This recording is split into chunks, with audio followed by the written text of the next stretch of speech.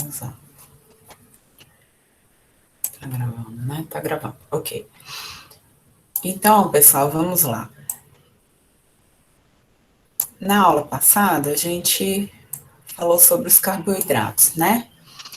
Então, vocês já sabem que os carboidratos, eles são formados por carbono, oxigênio e hidrogênio, tá bem? Nessa formulação aqui, CnH2nOn. E aí, de acordo com o tamanho e com as ligações que os carboidratos têm, eles são classificados em mono, di, poli ou oligosacarídeos, tá? Os monossacarídeos são os açúcares simples. Na natureza, fazem parte da nossa alimentação. A glicose, a frutose e a galactose. Todos eles têm 6 carbonos, tá? Os disacarídeos são açúcares duplos, com 2 unidades de carbono. Nós temos na nossa alimentação a sacarose, que é formada por uma unidade de glicose mais uma de frutose, a lactose, que é formada por glicose e galactose, e a maltose, que é formada por 2 unidades de glicose, tá? Quando a gente come um carboidrato duplo, sacarose, lactose, maltose, esse carboidrato ele chega no nosso intestino, é realizada uma quebra em unidades simples, o nosso intestino absorve, só que para esse carboidrato, a glicose, a frutose, a galactose, só que para o nosso corpo utilizar, as nossas células só utilizam a glicose. Então, esse açúcar passa no fígado, o fígado faz a conversão de qualquer açúcar em glicose, tá bem? E aí a glicose vai para os órgãos-alvos para serem utilizados, certo? Já os polissacarídeos são unidades de açúcares, são carboidratos com mais de 2 unidades de glicose. Então, com várias unidades de glicose na molécula. Existem os amidos, as destrinas e o glicogênio, que são polissacarídeos. Os amidos são formados por várias unidades de glicose. Essas unidades elas podem estar em formato linear ou em formato ramificado. Quando está em formato linear, a gente chama de amilose, ganha o nome de amilose. Em formato ramificado, ganha o nome de amilopectina. Mas independente, tudo é carboidrato e tudo é polissacarídeo e tudo é amido, tá? Toda, seja na forma de amilose, de amilopectina, é amido. E os amidos são formados por várias unidades de glicose. Quando a gente come um amido, a gente também chama os alimentos, os carboidratos do tipo polissacarídeos, de carboidratos complexos. Por quê? Porque são carboidratos com várias unidades de glicose, e essa glicose ela precisa ser quebrada para ser absorvida pelo intestino. Então, por ter que sofrer essa quebra,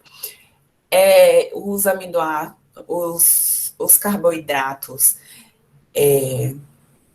complexos, eles têm uma absorção mais lenta em relação aos carboidratos simples, que tem uma absorção facilitada, porque tem só uma unidade de açúcar ou 2, então a quebra acontece de forma mais rápida, tá? Existem também as destrinas, que são carboidratos complexos, e o glicogênio. O glicogênio, ele é uma forma de armazenamento da glicose nos animais e nos seres humanos, tá?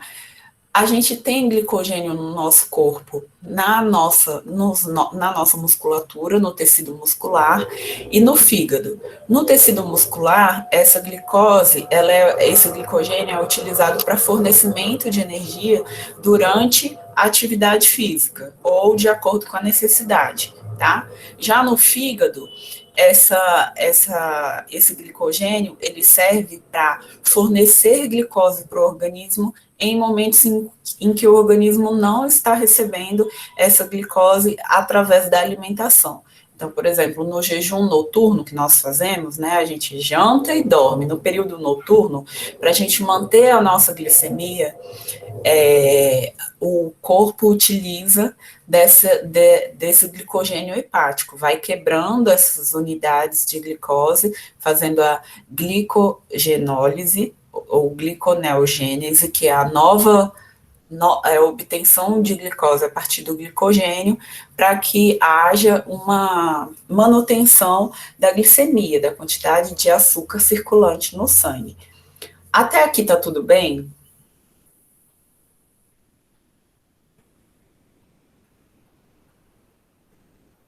Beleza. Bem, 1 grama de glicose ou de carboidrato fornece 4 quilocalorias, tá? Então, se você consumir 10 gramas de açúcar, que é mais ou menos o que tem em 100 ml de um suco, você está consumindo 10 vezes 4, 40 quilocalorias, certo? Então,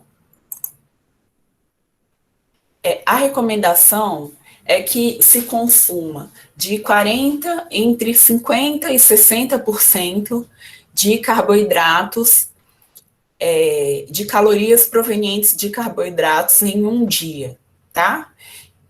Se a gente considerar uma dieta de 2.000 calorias, isso significa de 1.000 a 1.600 calorias de carboidratos por dia. Dividindo por 4, dá 250 a 300 gramas de carboidratos por dia, já que 1 grama de caloria fornece 4 quilocalorias. Então, 250 vezes 4 dá 1.000 calorias de carboidratos, 350 gramas de carboidratos vezes 4 dá 1.200 calorias de carboidratos por dia. Como saber se você está comendo muito carboidrato ou pouco carboidrato? Vai olhando nos produtos industrializados, vai pesquisando joga no Google, sabe? Informação nutricional do arroz integral. E aí você vai tendo mais ou menos uma ideia de quantos gramas de carboidrato tem em cada alimento. Você faz a soma ao longo do dia. Se der muito mais que 300 gramas, 250, 300 gramas, você está comendo demais. Se der menos, você está comendo menos, tá?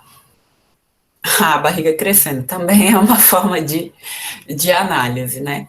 Mas, Frank, essa sua afirmação, ela é parcialmente correta, porque, na verdade, no final das contas, o que conta é o balanço energético. Lembra que eu falei para vocês? Se você come mais energia do que o necessário, você engorda. Se você tem um balanço energético negativo, ou seja, come menos energia do que o necessário, você tem que usar das suas reservas corporais, então você emagrece. Se você equilibra a balança, tem uma manutenção do corpo, né? Do estado físico, digamos assim. Tá bem? E aqui eu dei para vocês na aula passada o exemplo do chocolate, né? Que quando a gente consome um tablete desse grande de chocolate, a gente já está consumindo em uma refeição 16% da quantidade de calorias que se pode consumir ao longo do dia, ou 28%. 16% da quantidade de carboidratos ao longo do dia, né, 28% da quantidade de calorias do dia. Se eu posso explicar o cálculo novamente? Posso sim. Vamos lá.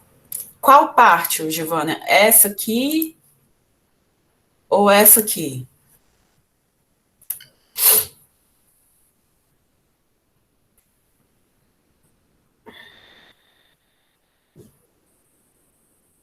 Bem, eu vou explicar essa aqui da recomendação de consumo, tá bom. Vamos lá. É o seguinte. O recomendado é que se consuma de 50% a 60% do VET. O que é o VET? É o valor energético total, ou a quantidade total de calorias que se deve consumir ao longo de um dia. Então, a recomendação é que de 50% a 60% das calorias que se come num dia sejam provenientes de carboidratos, tá? Então, se em um dia um adulto normal deve consumir 2.000 calorias, tá? Que é a recomendação média para um adulto, de 50% a 60% dessas calorias devem ser provenientes de carboidratos, ou seja, de 1.000 a 1.200 calorias devem vir dos carboidratos. Isso significa que o restante disso aqui, os outros 50% ou os outros 40%, devem vir de proteínas ou gorduras, não de carboidratos, certo? Então, eu devo consumir, por exemplo, 50% do valor do total de calorias que eu devo consumir, que é o VET, de carboidratos, tá? Só que 1 grama de carboidrato fornece 4 calorias. Então, para eu saber quantos gramas de carboidrato eu preciso comer para chegar em 1.000 calorias, eu pego 1.000 e divido por 4, tá? Isso aqui, dividido por 4, dá 250 a 300 gramas de carboidratos. Aqui, ó, show é carboidrato. CHO, carboidratos por dia, ok?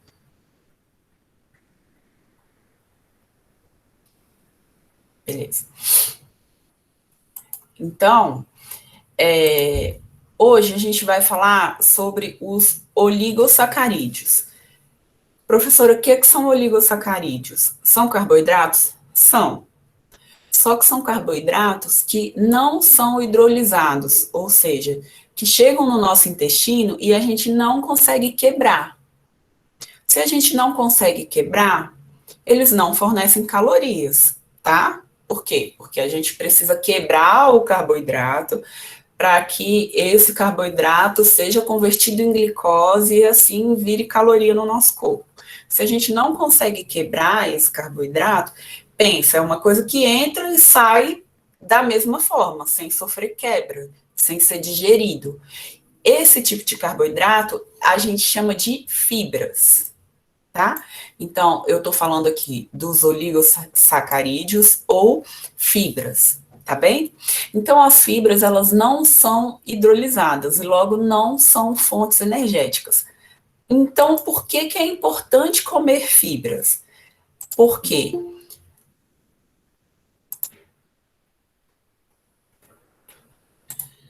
Porque, como não são hidrolisadas, elas diminuem o nível de colesterol, porque elas aumentam o volume do que está lá entre no bolo fecal, no conteúdo que tem no intestino, logo se absorve, há uma tendência menor à absorção de gordura, tá?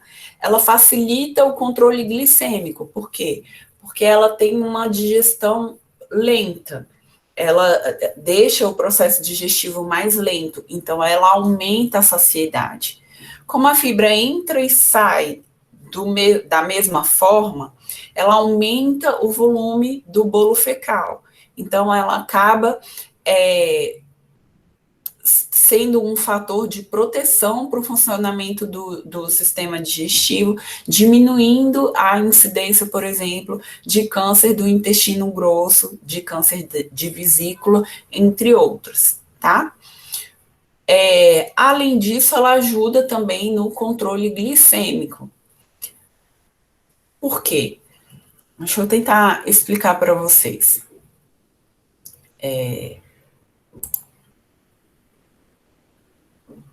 Peraí.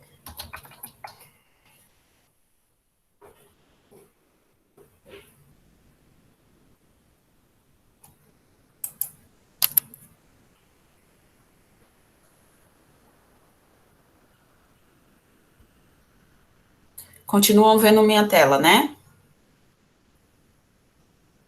Sim. Tá. Vou fazer um gráfico aqui.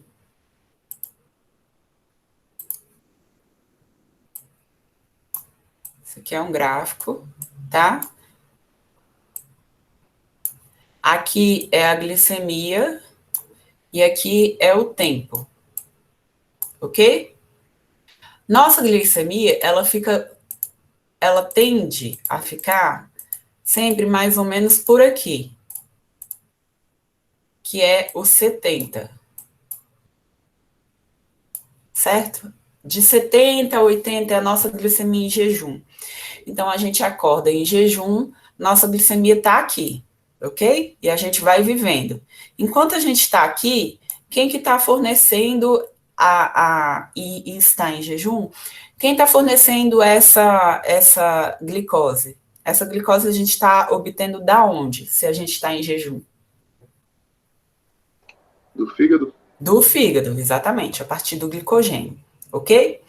Aí, beleza, a gente acordou e tal, deu aqui 8 horas da manhã, ou deu um horário X. Desculpa, gente, aqui é a glicemia, aqui é o tempo, tá?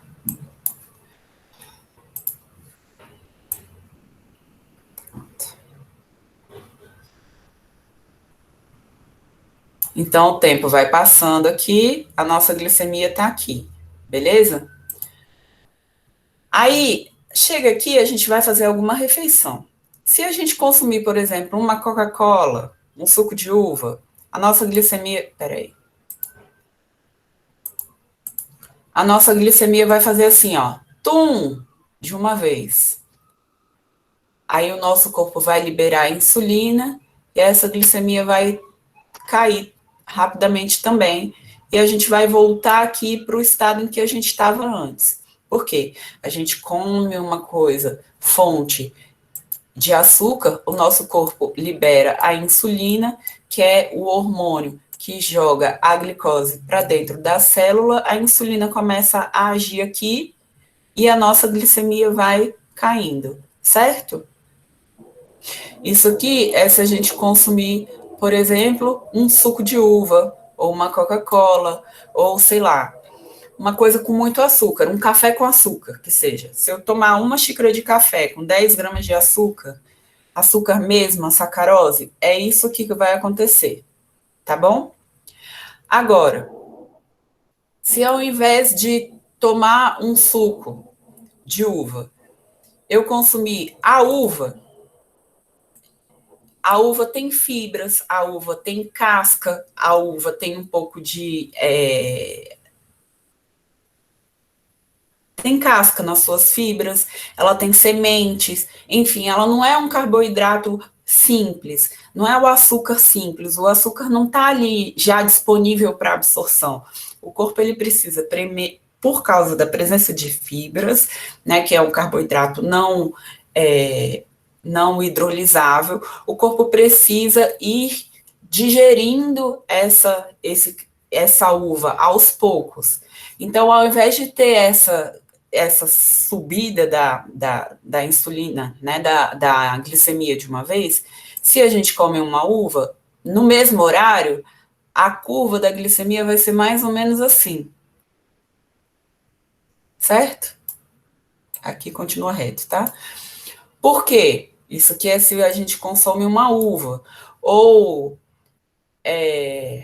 a mesma ideia vale, por exemplo, se a gente consome uma salada, uma laranja, ou um alimento, um pão, tá? Um pão integral, vai ter a curva, vai ter esse mesmo comportamento aqui, mais ou menos, tá? Por quê? Porque o corpo leva um tempo para fazer a quebra desse amido, desse carboidrato complexo ou dessa fibra. Então, ao invés de ter esse pico glicêmico e a insulina ser liberada de uma vez e depois ter essa queda da glicemia, a gente tem essa insulina sendo liberada aqui lentamente, e aí a glicemia vai subindo e vai descendo de forma mais lenta, tá? Qual é a vantagem disso? O tempo que se fica saciado, principalmente. Se eu tenho aqui uma subida brusca da glicemia, uma liberação rápida da insulina e uma queda rápida da insulina, daqui a X tempo,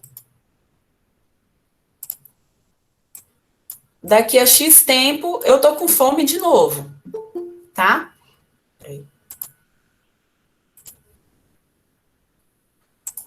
Agora, se eu consumo um alimento que tem que tem fibra, ou que é um carboidrato complexo, que vai levar mais tempo para ser digerido, esse X tempo, ele é maior, concorda aqui? Então, às vezes, mesmo que comendo a mesma quantidade de carboidratos, de calorias, aqui nessa situação da uva, essa situação roxinha, ou do cereal integral, ou do feijão, enfim, do arroz integral, a gente tem esse tempo maior até a glicemia chegar aqui novamente. E quando a glicemia chega aqui novamente, a gente sente fome de novo. Então, eu não sei se vocês já observaram. Sim, quanto maior Frank, quanto maior for esse pico da glicemia, essa queda, maior a fome novamente, e aí você tende a ter uma maior vontade de comer doce. E aí isso a gente chama do ciclo do vício em açúcar. Então, se você está aqui, faz uma refeição rica em açúcar, a glicemia sobe rápido, a insulina é liberada rápido e a glicemia desce rápido, você vai chegar aqui, você vai estar com fome novamente, e aí o açúcar, ele liberou uma série de neurotransmissores relacionados ao prazer.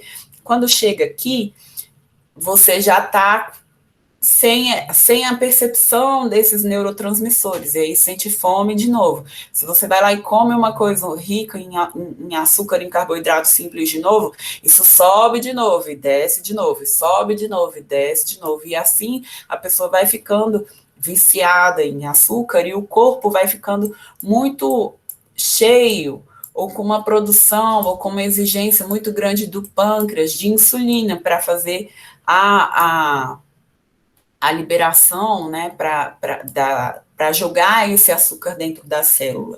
E quanto mais insulina se tem no corpo, mais inflamado fica o corpo, maior a tendência à obesidade, digamos assim. Por isso que é importante consumir fibras. Para quê? Para você ter um melhor controle da glicemia, para ficar saciado por mais tempo, não sentir tanta fome. Vocês entenderam direitinho esse gráfico? Ficaram com alguma dúvida? Ficou claro? Tá, se tiverem alguma dúvida, pode perguntar, tá bom? Então, voltando aqui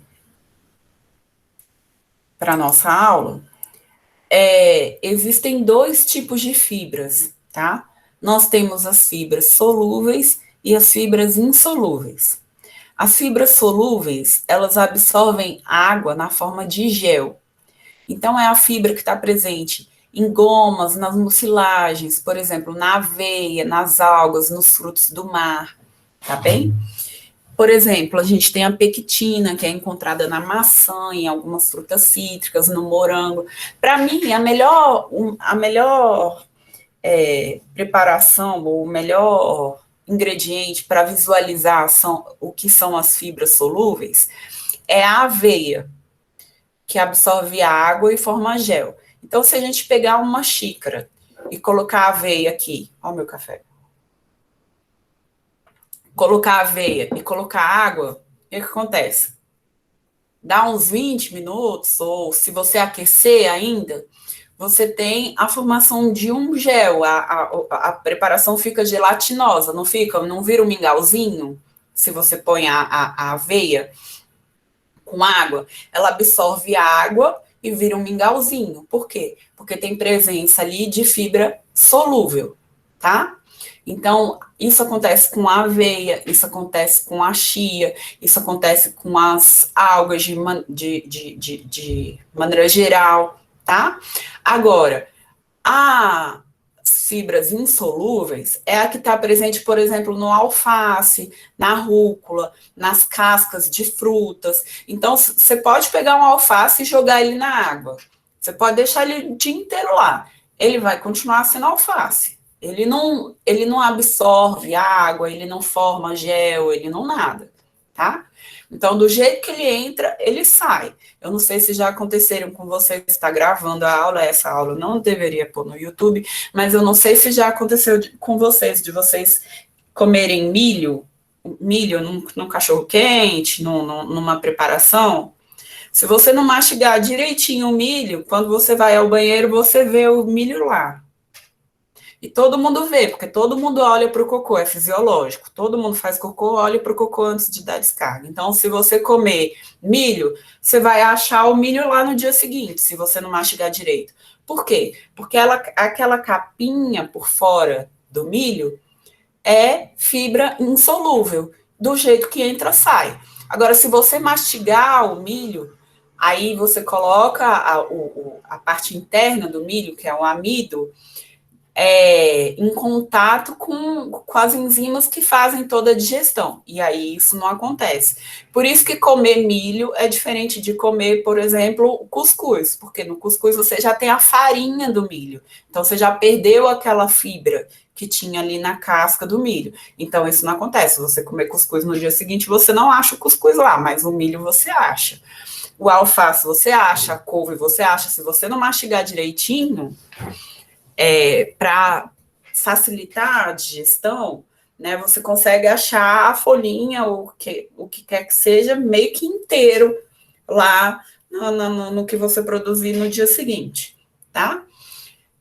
Sim, quinoa é um grão, é um cereal que tem bastante fibra, tá? Mas não é fibra. É um cereal que tem bastante fibra, assim como a aveia. A aveia não é fibra. A aveia é um cereal, né, que contém bastante fibra, tá bem? Outro exemplo de fibra, a linhaça tem bastante fibra também. A linhaça em grão, acontece a mesma coisa que o milho. Se você comer em grão, ela vai embora do mesmo jeito. Assim como a chia também tem bastante fibra. Agora, a linhaça, se você faz o pó da linhaça, a farinha da linhaça, aí você tem um pó com alguma quantidade de fibra menor do que o grão, mas com um tipo de gordura que é bem saudável. Então, no caso da linhaça, depende da forma como se consome. Se o cuscuz é bom para comer diariamente, é uma opção de um carboidrato para se consumir diariamente. Aí depende do seu objetivo. Por exemplo, o cuscuz, para pessoas que não comem, não toleram bem o glúten, né, não podem comer pão, o cuscuz é uma boa opção, sim, tá? Agora não é uma coisa. Para quem quer emagrecer, o cuscuz é uma boa opção? Não, o cuscuz e o pão é a mesma coisa. O que eu recomendo quando eu passo uma dieta para alguém? Fazer o cuscuz e, ao preparar, misturar com um pouquinho de aveia e com um pouquinho de chia, que aí você acaba aumentando a quantidade de fibra do cuscuz, né? E dando uma maior saciedade, tá? Vocês já comeram chia? Vocês conhecem chia?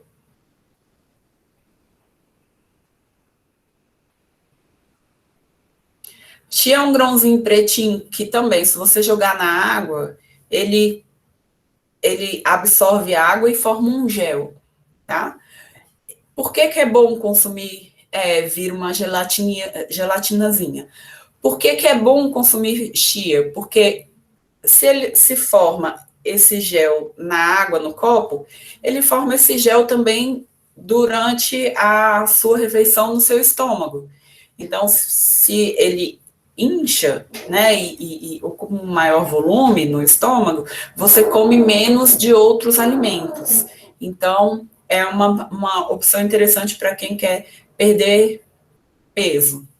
Dá para substituir o ovo em algumas receitas. A linhaça dá, a chia dá em parte, mas depende. O ovo é um alimento muito mágico nas preparações, né? A gente pode até falar um pouquinho, me lembrem de falar do ovo na aula de gorduras, na aula de proteínas. Por que eu falo que ele é muito mágico? Porque, cara, a gema, se você usa só a gema, ela dá gordura e é um emulsificante que dá liga na massa. A clara, se você usa só a clara batida, ela vira um agente de crescimento, ela faz com que o bolo cresça, né? A gema e a clara junto numa preparação aumentam a quantidade de proteína e, às vezes, a quantidade de água da receita, que é o que se precisa para formar a rede de glúten. Então, eu acredito, na minha opinião, o ovo é uma das coisas mais difíceis de se substituir uma receita. Maila perguntou se o ovo pode comer inteiro ou só a clara. Depende, Maila, do objetivo. Depende do que se deseja. A gema do ovo é uma gordura saudável. Eu, particularmente, não gosto de passar a dieta ou de recomendar para o paciente que ele pegue o ovo, coma só a clara e jogue a gema fora. Eu acho um desperdício de alimentos, né? Então, às vezes, ter esse ovo como fonte de gordura, né? Essa gema como fonte de gordura da preparação pode ser interessante, tá? Frank, nem a tapioca? Como assim a tapioca? Nem a tapioca, não entendi. A tapioca é um carboidrato, sim, é um amido obtido a partir da mandioca. É interessante para quem não pode comer glúten. É interessante para variar a dieta. É bom, você um dia come tapioca, um dia come cuscuz, um dia come pão, mas engorda do mesmo jeito que o pão, tá? É um carboidrato assim como o pão, então não é porque é tapioca que eu posso comer 3, tá bem? Bem, já a Ana Gleice falou que o cuscuz sustenta, a tapioca e o pão não. O cuscuz ele acaba inchando, né? Ele absorve água. Quando a gente prepara o cuscuz, a gente não molha a farinha do cuscuz, e aí deixa inchar um pouquinho, né? Absorver um pouquinho de água, umedecer antes de pôr na panelinha. Como ele absorve água, a gente come uma menor quantidade de cuscuz, mas na mesma, digamos assim, uma menor quantidade de cuscuz, mas fica saciado por mais tempo em relação à tapioca e o pão, tá? Porque você acaba comendo um volume maior e ficando mais satisfeito, ok? Estou gostando bastante dessa participação de vocês da aula. Bem, então de fibras solúveis vocês têm alguma dúvida? Lembra sempre da chia, da aveia. Tem um exemplo para eu dar para vocês, eu não sei se vocês sabem o que é, mas há um tempo atrás se vendia nas farmácias cápsulas de quitosana. Deixa eu escrever aqui para vocês. Quitosana. Já ouviram falar? Essa quitosana nada mais é que uma fibra encontrada em uma parte, né, não sei se é na pata, sei lá, na carcaça do caranguejo. E é uma fibra. E aí eles pegam essa carcaça desse caranguejo, fazem lá, preparam enfim, faz a preparação do fármaco como tem que ser feito e faz umas cápsulas. E aí recomendam que a pessoa consuma 2 cápsulas de quitosana, beba bastante água antes do almoço. O que é isso? É fibra, tá? Então, entre essa cápsula de quitosana, aquele sachê de fibras que a gente vê na farmácia, ou comer bastante salada antes do almoço, é tudo a mesma coisa. Você está enchendo a sua barriga de fibras, né, que é uma coisa que vai dar volume na refeição, não vai, de certa forma, vai absorver a água na refeição, e aí você consome menos da parte calórica, digamos assim, da refeição, que é o arroz, o feijão, a carne e tal. E aí a pessoa emagrece por causa da ingestão de fibras, certo? Falando das fibras insolúveis, como eu falei, é a fibra presente na celulose e na hemicelulose, que é a estrutura celular dos vegetais. Então, os vegetais, na parede celular dos vegetais, a gente tem lá celulose e hemicelulose. Essa celulose e hemicelulose são fibras que não são digeridas durante a digestão. Então, não são hidrolisadas. Então, da forma que entra, sai. Exemplo, a parte de fora do milho, o alface, a casca da uva, enfim, a celulose está muito presente, né, na casca dos vegetais. Então, certamente vocês já ouviram falar da casca do maracujá, da casca da laranja.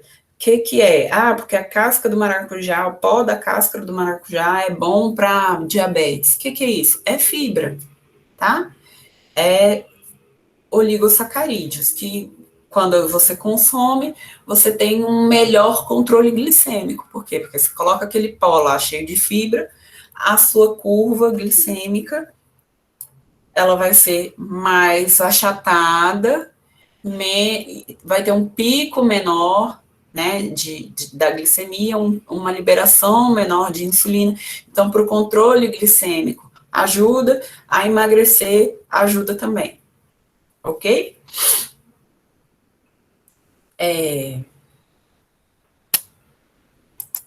Bem, então, sobre as funções das fibras eu já falei. Elas não são hidrolisadas pelo intestino, diminuem os níveis de colesterol, favorecem o controle glicêmico, diminuem incidências de doença do intestino grosso e da vesícula biliar.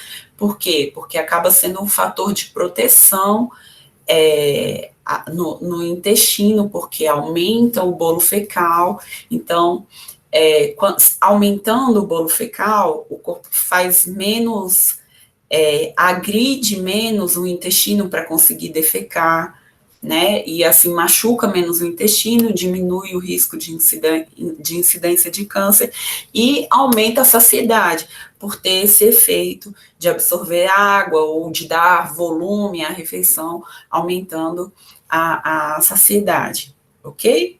Até aqui alguma dúvida?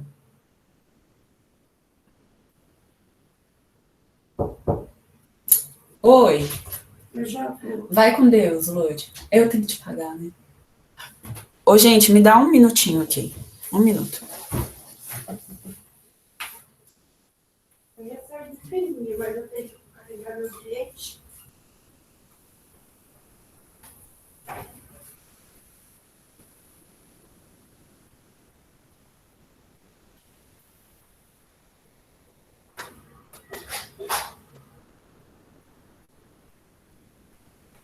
Segunda-feira eu trago a roupa, tá? Tá bom, Lud, obrigada. Vai com Deus.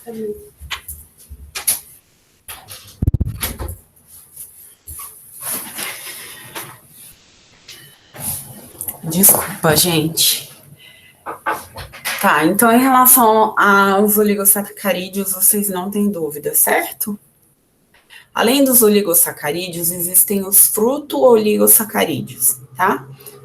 Que, assim como as fibras, eles também não são hidrolisados e não fornecem energia, tá? Os fruto-oligosacarídeos, eles são presentes na alcachofra, na raiz da chicória, no dente do leão, no alho, na cebola, na banana, na batata iacon.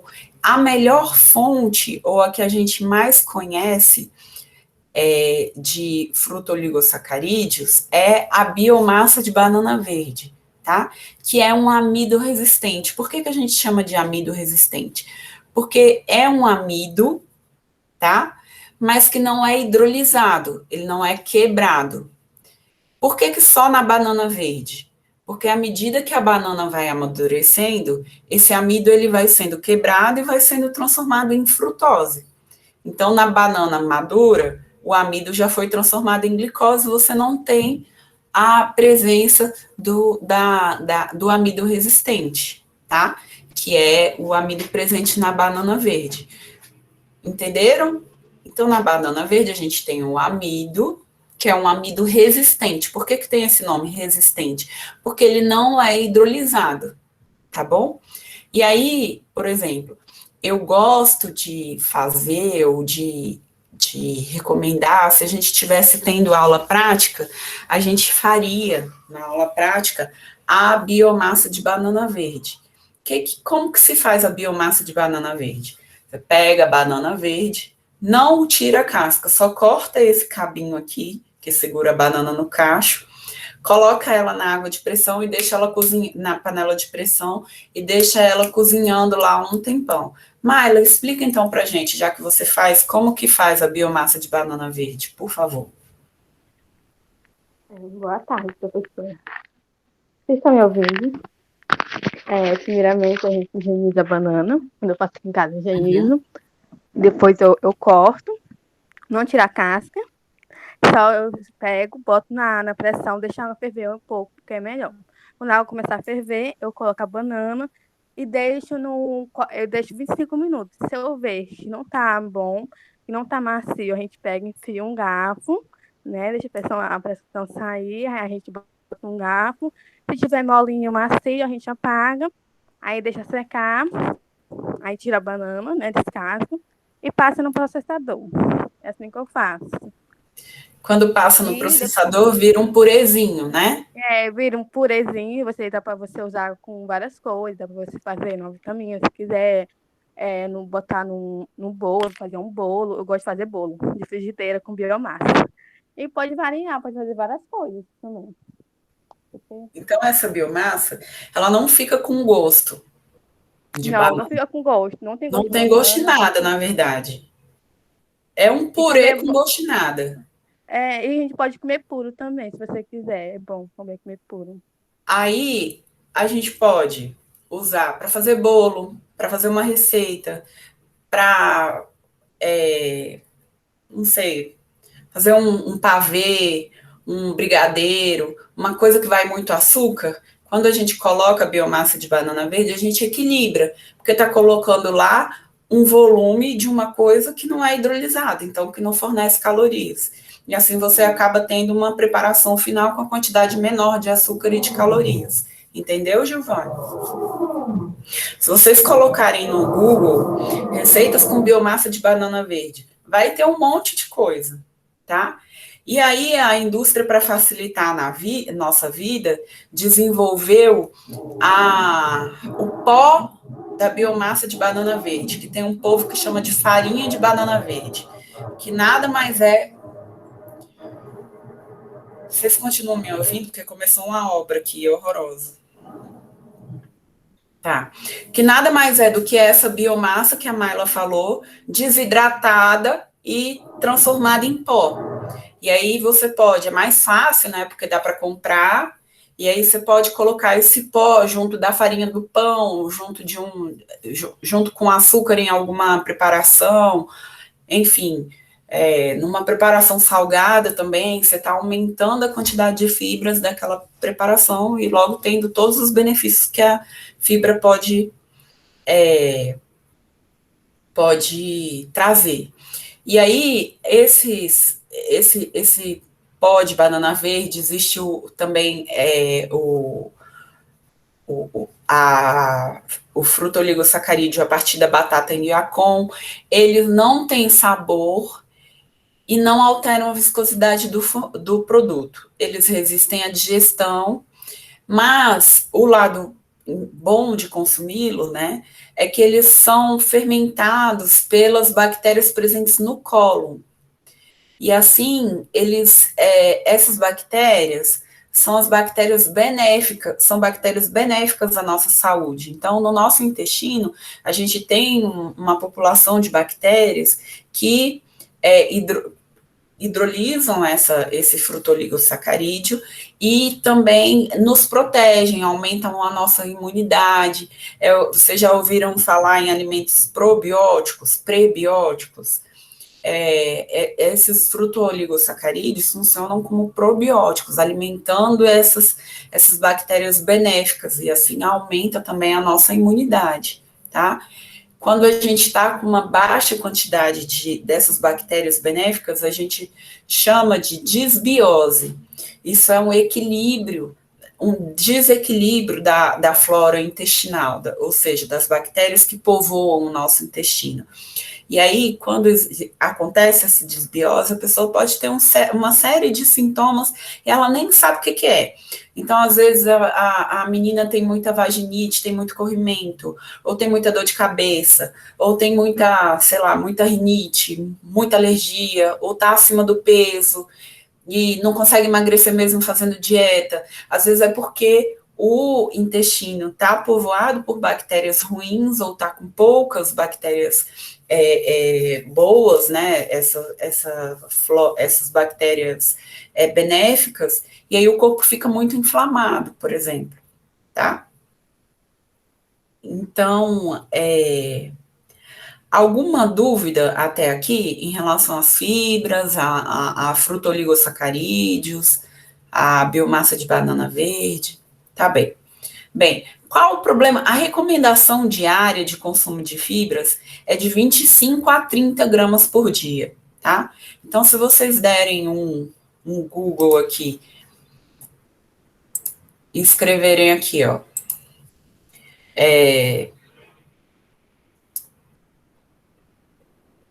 composição nutricional tangerina.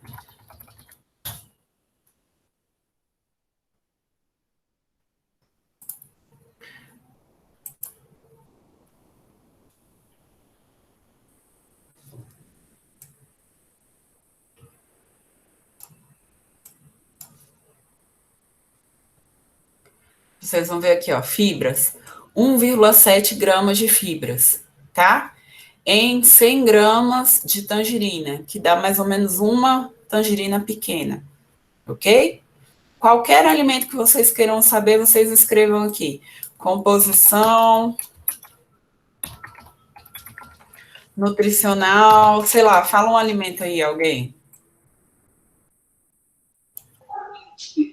Brócolis.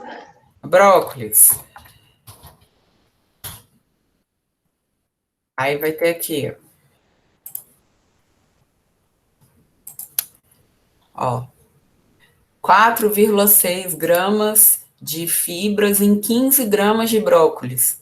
Tá vendo?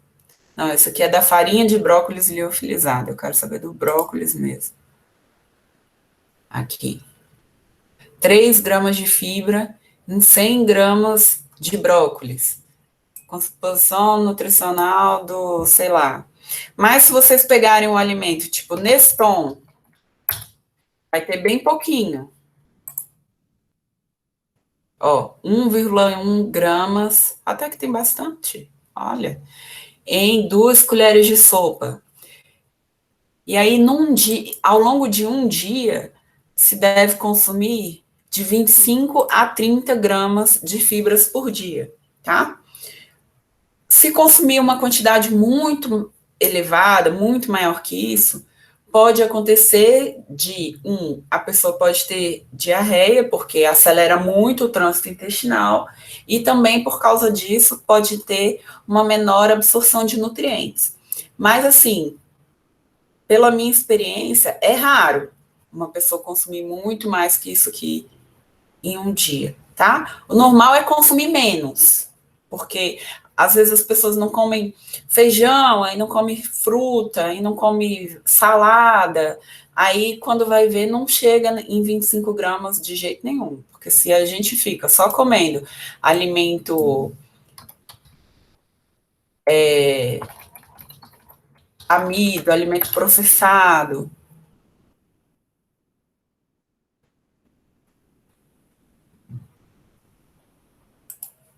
ó, 100 gramas do arroz tem 0,4 gramas de fibra, tá vendo? Então, se a pessoa fica só consumindo biscoito,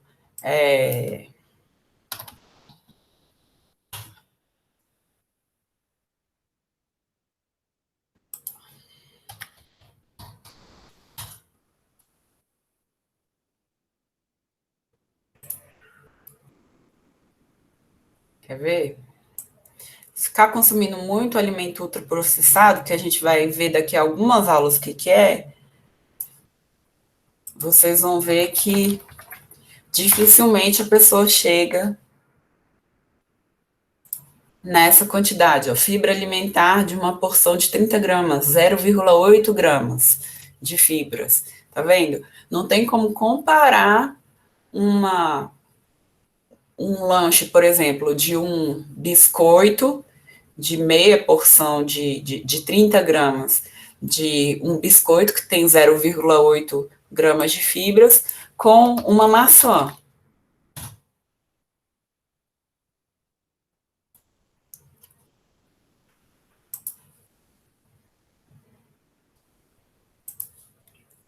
Que tem de 1,5 a 2,25 gramas por 100 gramas de fruta. Entenderam? Na porção. Certo?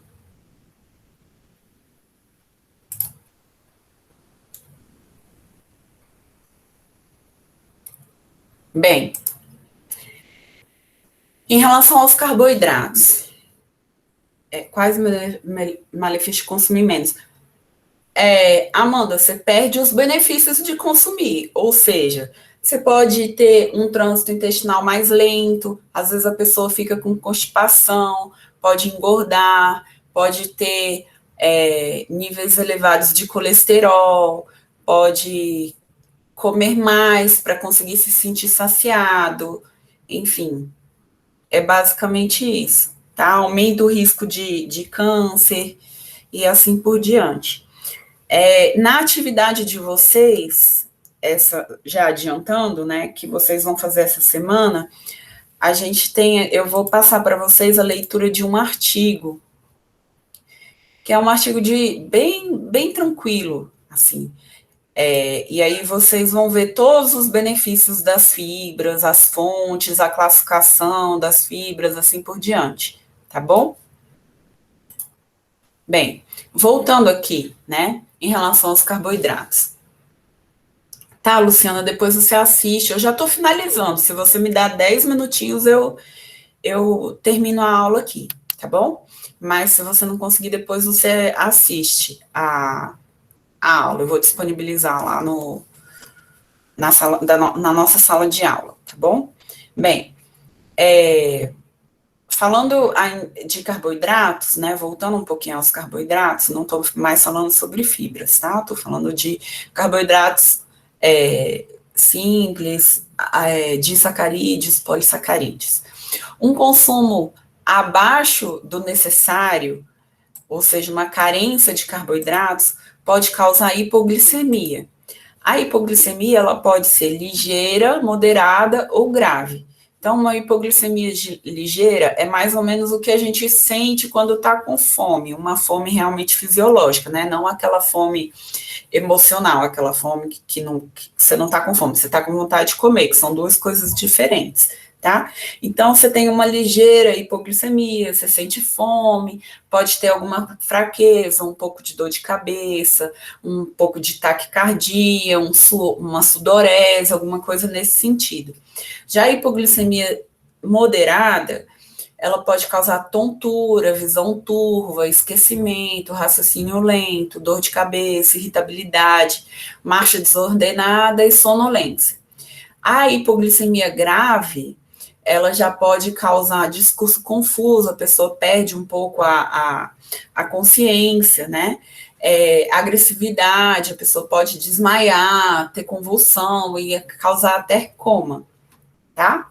Já o consumo inadequado de carboidratos a longo prazo, ela tende a causar uma desnutrição energético-proteica, que começa com emagrecimento, pode chegar a um emagrecimento mais severo e até esse ponto aqui de desnutrição, né? É comum em crianças em situação de vulnerabilidade social e idosos também, tá?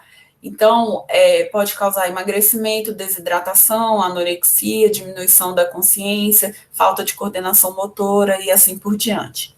Já o excesso de carboidrato, ele está associado à obesidade, dislipidemias e diabetes tipo 2. Por quê? Quando a pessoa consome muito carboidrato, principalmente carboidrato complexo, há uma maior necessidade de insulina no corpo. A insulina é um hormônio de síntese. Então, quando o seu corpo está com uma grande produção de insulina, você está falando, o seu corpo está entendendo que está sobrando. E aí ele tende a armazenar energia. E esse armazenamento de energia acontece, principalmente, o excesso de energia é armazenado em forma de gordura. Então, leva à obesidade. Tá? Tendo mais insulina, mais gordura circulante, você tem a dislipidemia, que é um desequilíbrio, um aumento do colesterol ruim, tá? E também essa maior produção de insulina, ela está associada a um certo estresse no pâncreas. O pâncreas é o hormônio que produz a insulina, né? Então, se você está o tempo todo comendo muito carboidrato, tendo picos glicêmicos e logo tendo picos insulinêmicos, precisando de muita insulina, o pâncreas ele pode, ao longo do tempo, ir cansando. E isso é o que caracteriza a diabetes do tipo 2, que é uma produção ineficiente ou insuficiente ou ineficiente da insulina. E aí a pessoa pode, ao longo da vida, estando obesa, vir a precisar de utilizar de hipoglicemiantes orais ou de insulina mesmo. E aí isso é o que caracteriza a diabetes tipo 2, que é um problema, uma doença crônica não degenerativa muito comum, né, na nossa população, ok? Pessoal, vocês têm alguma dúvida?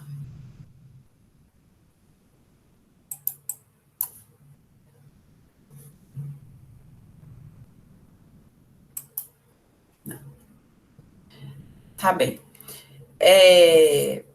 Eu espero que vocês tenham, eu não consegui ver essa semana, mas eu espero que vocês tenham respondido ao questionário que eu postei. Deixa eu ver, eu tive 12 entregues, 17 trabalhos atribuídos, né, do questionário lá, que eu passei para vocês, que está aqui, tá? E aí, como atividade essa semana, eu vou disponibilizar a gravação dessa aula e vou passar para vocês a leitura desse artigo e eu vou pensar se eu vou pedir para vocês me apresentarem um resumo, se eu vou fazer um questionário para vocês responderem a partir da leitura do artigo, tá bom? Se vocês não têm mais nenhuma dúvida, a gente pode encerrar a nossa aula aqui. Eu vou interromper a gravação. Muito obrigada. Não, professor.